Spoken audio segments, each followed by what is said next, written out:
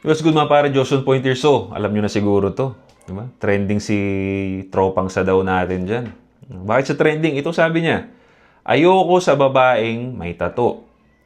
Para sa akin kasi, pag babae, dapat yung partner lang niya yung nakakahawak sa kanya. Is that a bad thing? I don't think so. And mostly, sa tattoo artist, puro lalaki. So ito lang yung sinabi niya. Hindi ko magets kung anong big deal dito. Hindi naman yan nilait yung may mga tato. Ayaw niya lang nung idea na nahahawakan ng ibang lalaki yung girl niya. Is that a bad thing na ayaw niyang nahahawakan ng ibang lalaki yung girlfriend niya or yung partner niya? Para sa inyo, mali yun?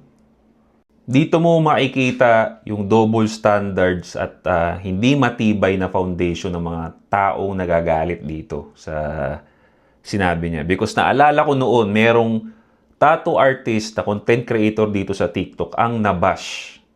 Bakit?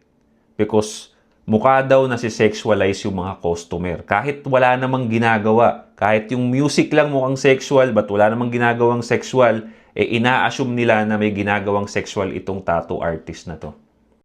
So kung naniniwala kayo na may sexual na ginagawa yung content creator na yon, bakit kayo magagalit dito? Dapat nga naniniwala kayo dito sa sinasabi ni Sadaw eh.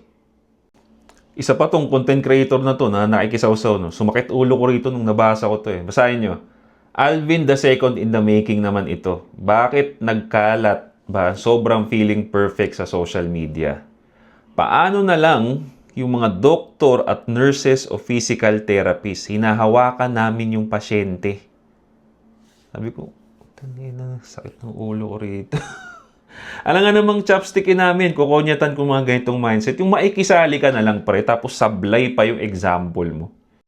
Kinumpara ba naman yung having a tattoo sa medical procedure? Yung, alam mo yung gustong-gusto mong sumausaw, pero wala kang hulog. Ang pangit ng example mo, pre.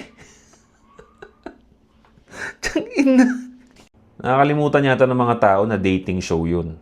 Di ba? Ilalatag mo doon yung mga preference mo. Nasa sa kanila na kung paputokin nila yung balloon o hindi. Kung gusto nila, okay. Pag hindi, edi putok balloon. Gusto nyo lang takutin yung mga lalaki na wag mag-voice out ng mga preferences nila. Ang tanggapin lang kung anong kabulsitan ng meron ng isang babae. Hindi na ganun. Nag-adjust kayo? O nag-adjust din ng mga lalaki. So, this is what it is. Right? Stay strong.